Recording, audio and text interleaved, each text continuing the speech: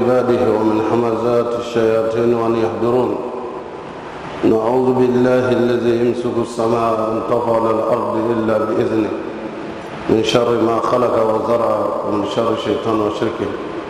أعوذ بالله السميع العليم من شر الشيطان الرجيم. بسم الله الرحمن الرحيم. إن الحمد لله نحمده ونستعينه ونستهديه، من يهده الله فهو المهتدي، ومن يضلل فلن تجد له وليا مرشدا. نشهد أن لا إله إلا الله ولي الصالحين، ونشهد أن محمدا عبده ورسوله. اللهم صل وسلم على المبعوث رحمة للعالمين محمد بن عبد الله وعلى آله وصحبه وسلم.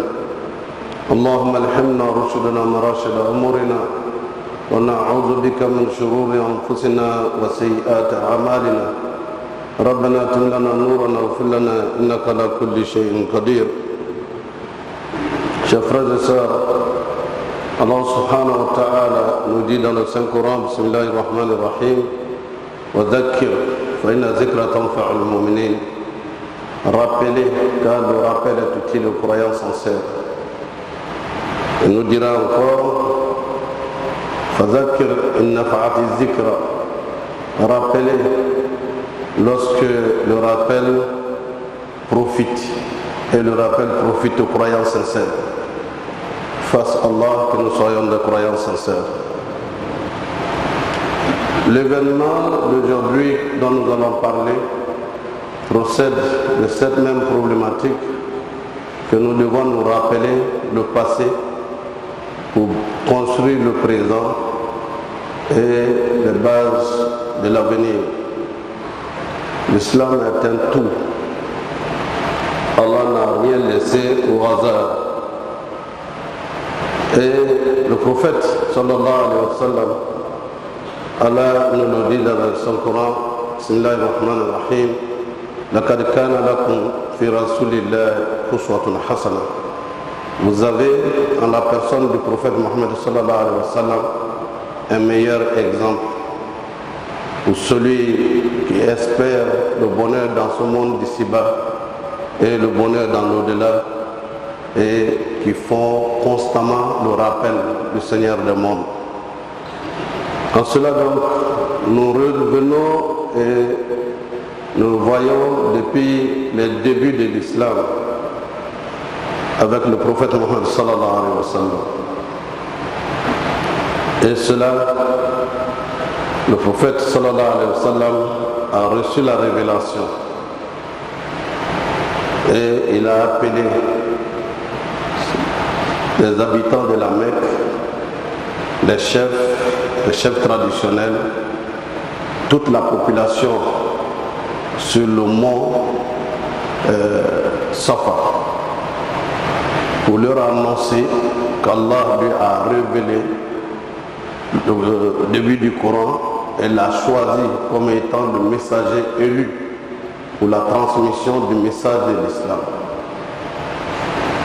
La réaction de certains était que nous nous attendons à cela, car ce jeune homme, nous l'avons appelé Mohammed al-Amin, Mohammed l'homme de confiance. Et s'il nous donne une information, une nouvelle de cette importance, ça ne pourrait pas être autre personne que lui. En revanche, une autre partie de la population qui a bien compris, et ça parmi les chefs, il y avait un de ces hommes qui a haussé la voix pour lui dire, c'est pour cela que tu nous réunis. Et il a proféré les malédictions sur le prophète sallallahu alayhi wa sallam, donc des injures.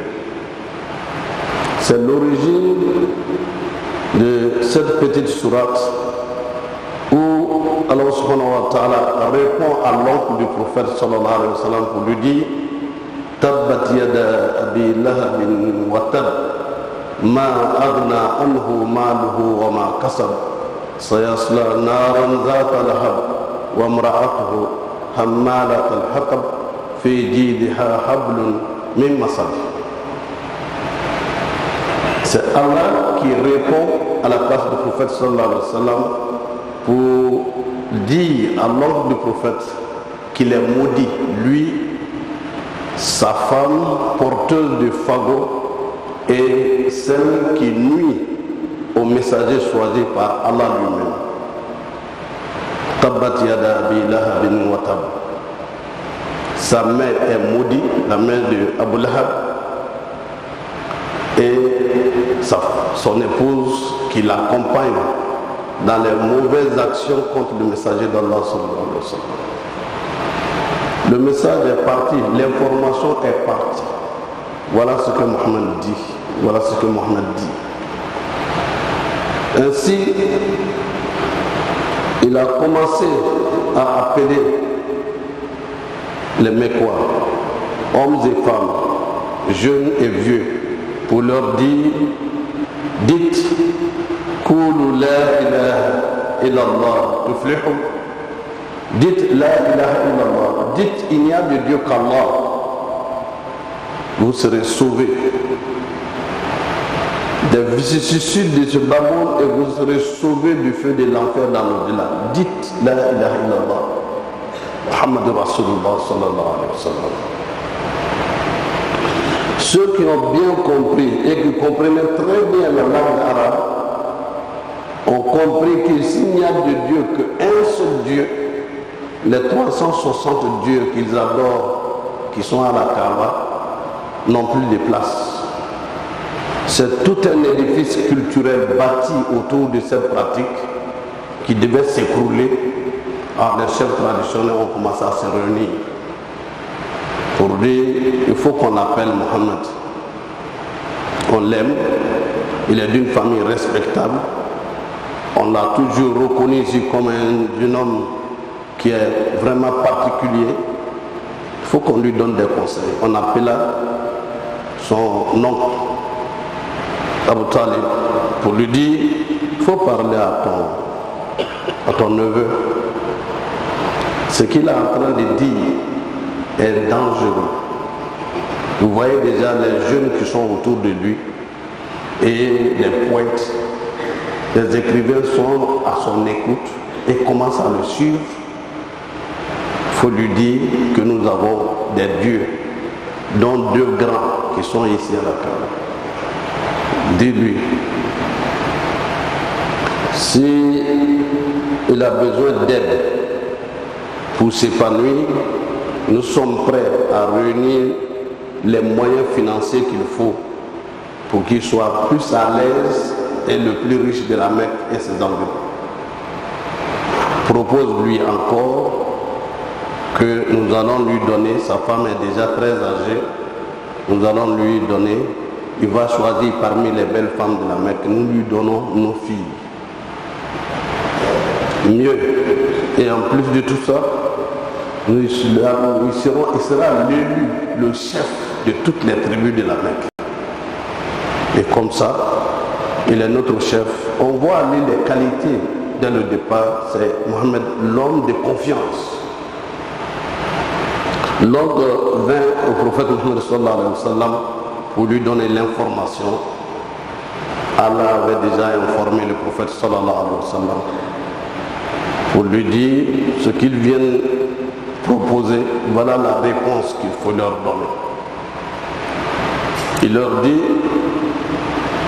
si vous mettez le soleil dans ma main droite, la lune dans ma main droite et le soleil dans ma main gauche, pour que j'accepte ce que vous me proposez, je préfère périr que d'accéder à cette demande. Je crois et je confirme qu'il n'y a de Dieu qu'Allah et je suis choisi pour transmettre le message d'Allah. Et une autre alternative, on lui propose, la délégation a encore dit à l'homme du prophète sallallahu alayhi wa sallam, on coupe la poire en deux. Nous allons adorer tantôt son Dieu unique et nous allons adorer nos dieux, mais qu'il accepte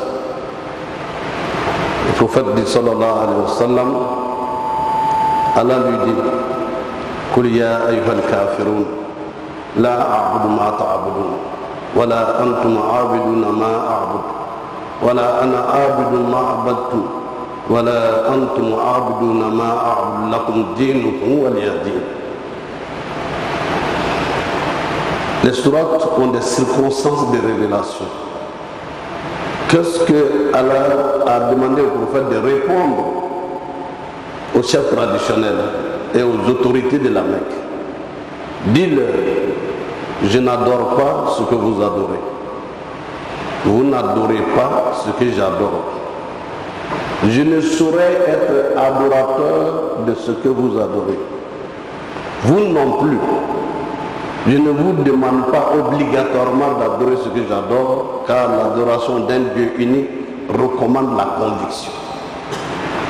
Vous avez donc votre Dieu, vos dieux, et Allah est un, sans associé. Beaucoup de propositions ont été faites. Le prophète a accepté la négociation sans toutefois fléchir, car c'est le Seigneur des mondes, le Créateur de l'univers, l'omniscient, l'omnipotent sans égal, qui est derrière lui, qui est devant lui et qui l'éclaire. Donc, cela, la peur ne pouvait pas effleurer son cœur en répondant ainsi. Il n'était pas adossé forcément à la force d'une tribu ou bien d'un individu, d'une personne quelconque. Le messager d'Allah, ils se réunissent encore, les chefs de la Mecque, pour dire nous lui avons proposé tout. Toutes les propositions, les hommes cherchent l'argent, on a proposé l'argent. Qu'il soit le meilleur, le plus riche. Les hommes, la bataille de ce monde depuis hier, depuis ce temps jusqu'à aujourd'hui, c'est la bataille du pouvoir. Comment conquérir le pouvoir, comment exercer le pouvoir, comment influencer le pouvoir. On lui a donné le pouvoir, il dit non. C'est la ilaha illallah, Muhammadur Rasulullah sallallahu alayhi wa sallam. Moi je veux que vous et moi nous partions au paradis. Ce n'est pas ces différents éléments que vous proposez qui sont dignes de ma préoccupation, celle que Allah m'a confiée. Le prophète sallallahu alayhi wa sallam est resté dans cet état.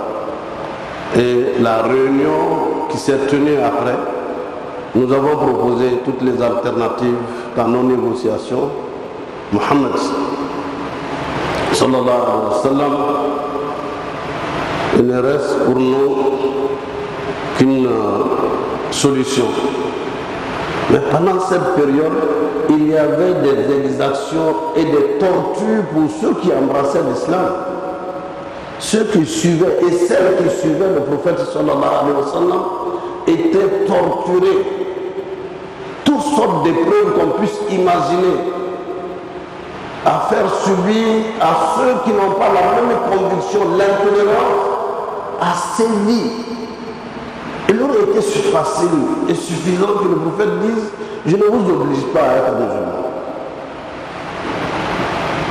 Qu'ils disent « Bon, donc il n'a qu'à faire ce qu'il a fait ». Mais non, on ne veut pas m'entendre parler dans notre cité.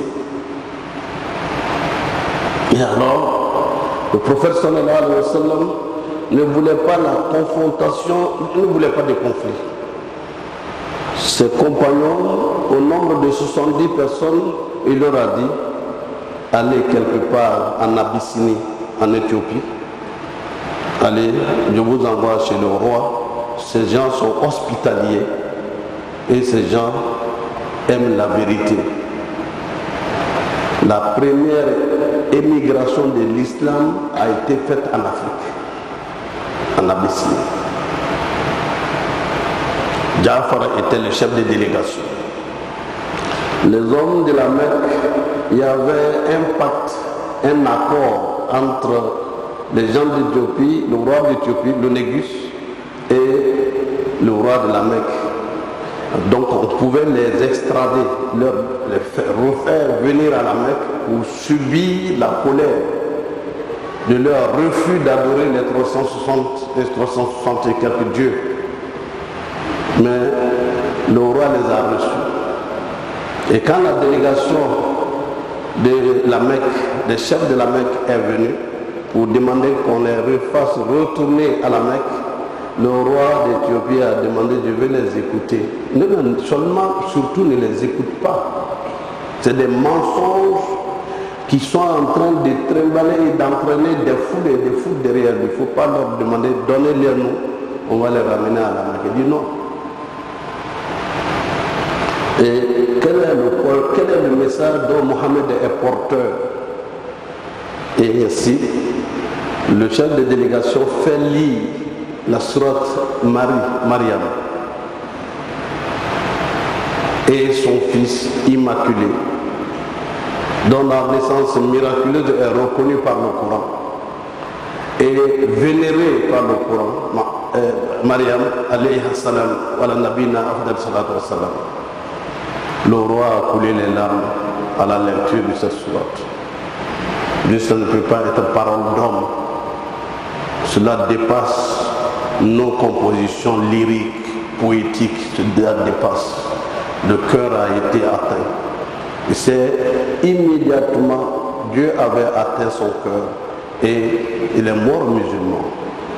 Il a dit: je ne peux pas extrader ces personnes. Donc la tentative a été un échec. L'aventure va continuer. Le prophète Mohammed sallallahu alayhi wa sallam, ils vont se réunir pour dire: bon, la Mecque nous appartient à tous. Mais comme vous êtes des renégats, on va vous dire d'aller ailleurs, de quitter la Mecque. Tous ceux qui ont embrassé l'islam, quittez la cité. Allez où vous voulez. Le prophète sallallahu alayhi wa sallam connaissait que Dieu a un plan. Dieu a sa stratégie.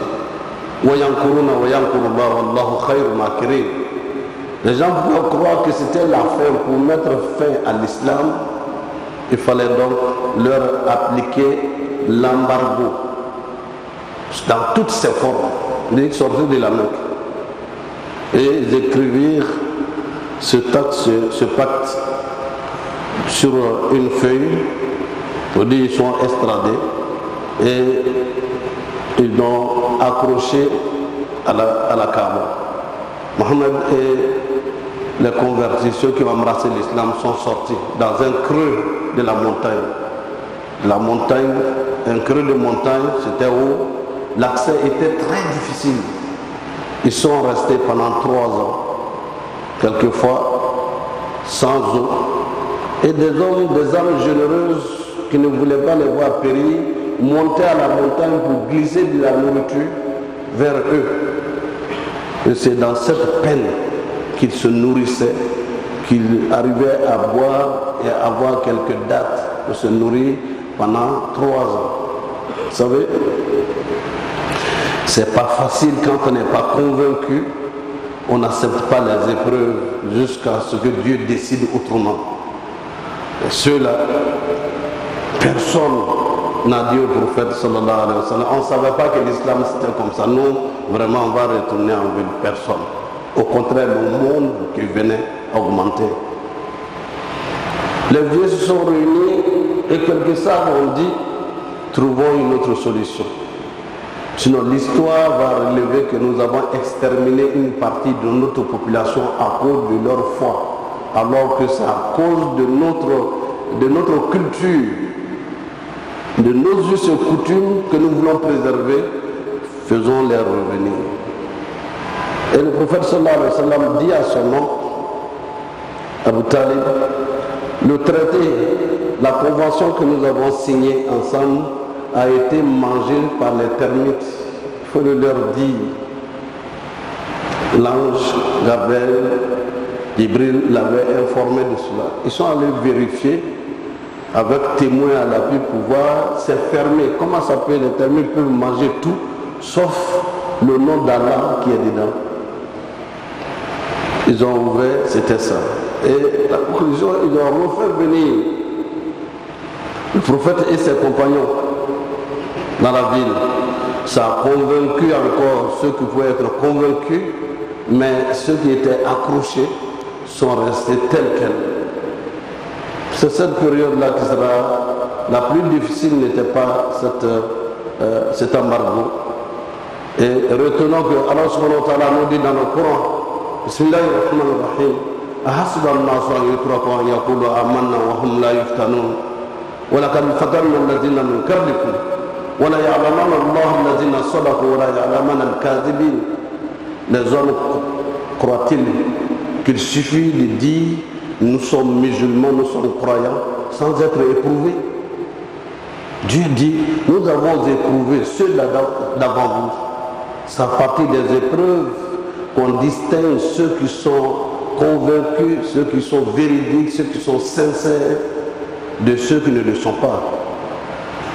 Car il y en a qui vont dire mais c'est vrai, la foi c'est Dieu, mais Dieu n'a pas dit que pendant 3 ans on meurt. Le prophète, il a instruit le prophète ainsi, vous dites qu'avant toi nous avons éprouvé les envoyés, les messagers d'Allah. Abraham a été éprouvé. Il est de la Babylonie, entre l'Irak et l'Iran actuel. Il est parti de là-bas sous la contrainte. Il a failli être brûlé par le feu préparé à cet effet. Moïse a été éprouvé dès son enfance, où sa mère, Dieu a demandé à sa mère de mettre l'enfant sous l'eau. Et le pharaon qui devait le tuer fut celui-là qui va élever, celui qui va prendre son relais. Allahu Akbar. Jésus a été éprouvé avec toutes les preuves les preuves de sa mission en tant qu'envoyé de Dieu, avec un signe. Les paralytiques qui marchaient, allaient réveiller des morts. Mort, lève-toi pour témoigner de ce qui vient d'être dit. Ils n'ont pas cru et ils ont voulu le tuer. Et Dieu lui a fait une confusion pour enlever Jésus, pour l'envoyer dans le royaume des cieux. Et il viendra témoigner le jour du jugement dernier du fait qu'il n'est pas le Fils de Dieu, mais il est bel et bien un envoyé de Dieu, envoyé miraculeusement à son temps pour faire sauver l'humanité de son temps. Qui n'a pas été éprouvé? Joseph, Youssouf alayhi salam, a été éprouvé, vendu, fait esclave, domestique, emprisonné. Tout ça, Dieu lui informe le prophète. Les hommes croient-ils qu'ils vont dire qu'ils sont croyants, qu'on leur accorde une parcelle du pouvoir sans être éprouvés avant? Tout ça pour instruire le prophète et ses compagnons que ce qui leur arrive n'est pas un phénomène nouveau. Et c'est la nature de choses qu'Allah impose à ceux qu'il aime. Et c'est par cela qu'Allah sait qui suit sa voie avec sincérité et honnêteté. Le prophète sallallahu alayhi wa sallam, au sortir de là, a perdu successivement son nom, qui malgré son attachement à son neveu, le prophète sallallahu alayhi wa sallam était peiné, car le jour de sa maladie où il devait être rappelé à Dieu, il vient lui dire Qul la ilaha illallah Muhammadur Rasulullah. Il voulait que ce mot-là seulement qu'il puisse le dire pour qu'Allah lui accorde le pardon et lui donne le paradis. Il n'a pas pu. Les oncles hypocrites venaient dire ton neveu qui est né hier, c'est lui, sa parole que tu vas. Alors que nos ancêtres nous ont donné un patrimoine que tu vas renier. Le Satan s'est assis, n'a pas voulu, et Dieu n'a pas voulu qu'il soit chose, qu'il devienne musulman pour suivre l'enseignement qu'Allah a donné à son neveu. Ça a été une peine terrible pour le prophète sallallahu alayhi wa sallam. Son épouse Khadija, qui a été comme une mère, une sœur, qui l'a soutenu dans toutes les étapes de sa mission jusqu'à ce niveau, jusqu'à cette époque. Elle aussi va rendre l'âme Khadija, radiallahu anha, une brave femme, qui a reconnu la première que l'ange que le prophète a vu ne peut pas être une intervention satanique. C'est bel et bien. Et elle l'a amené chez celui qui avait la connaissance des Écritures saintes d'avant l'islam, qui a dit si je pouvais être là pour le soutenir, Mohammed sera combattu dans cette cité, c'était Khadija. Et ainsi, Khadija également rendit l'âme. Et pendant cette même période où le prophète était triste, il ne recevait plus de révélations. C'est là encore les railleries vont commencer. Les gens viennent voir, tu n'as rien vu cette nuit, ton Dieu ne t'a rien dit cette nuit. Alors, là encore, Allah, pour couper cette période de tristesse, va lui dire Bismillahirrahmanirrahim. Wadduha wal-layli idha saja. Ma wadda'aka rabbuka wa ma qala. Wa lal-akhiratu khayrun laka min al-ula. Il dit, ton Dieu ne t'a pas abandonné, ne saurait t'abandonner. Et Dieu ne peut pas t'abandonner, ne peut pas non plus te délaisser. Et la vie de l'au-delà est bien meilleure. Et ton nom restera pour la postérité, pour l'humanité tout entière. Donc, chers frères et sœurs, le prophète sallallahu alayhi wa sallam va ainsi être rassuré par le Seigneur des mondes en l'informant, en lui envoyant le message, l'invitation d'Allah. Il lui envoie le messager pour l'inviter à rendre visite à Allah. C'est cette invitation dont on va parler le vendredi prochain. C'est pathétique, c'est extraordinaire et c'est plein d'enseignements. Parce que c'est au cours de ce voyage nocturne qu'Allah va donner la prière au prophète Muhammad sallallahu alayhi wa sallam. Il va y avoir un échange de salutations entre le prophète et Allah, sans intermédiaire. Jibril va dire, moi quand je reçois le message pour venir te donner, c'est ici je m'arrête. Continue. Il demande au prophète sallallahu alayhi wa sallam, il n'y a plus que le Seigneur, sa lumière qui va te guider et vous allez vous parler. Donc, chers frères et sœurs, il est donc important d'où nous sommes partis. Rappelez car nous rappelle tout le croyant sincère la situation sociale, religieuse dans la Mecque avant cette invitation qui est motivée par le fait que le prophète a été très éprouvé. Allah lui envoie l'invitation pour venir lui rendre visite, la visite officielle que le messager va rendre au Seigneur du monde, Allah. Cela pour qui? Pour celui que nous suivons, que nous admirons. C'est pour cela, chers frères et sœurs, ne nous attristons pas. L'autre jour, un vendredi, quelqu'un se lève, il vient, il tire sur les musulmans, il fait des morts, il fait des morts, il fait des morts, il croit avoir vaincu, il croit avoir accompli, être héros. Mais imaginez aujourd'hui combien sont les centaines de personnes qui sont en train de se convertir à l'islam. Au Parlement, l'autre jour, ils ont lu le Coran. L'université a fait une minute de silence avec la lecture, l'appel à la prière et la lecture du Saint-Coran. Mais ceux qui sont morts,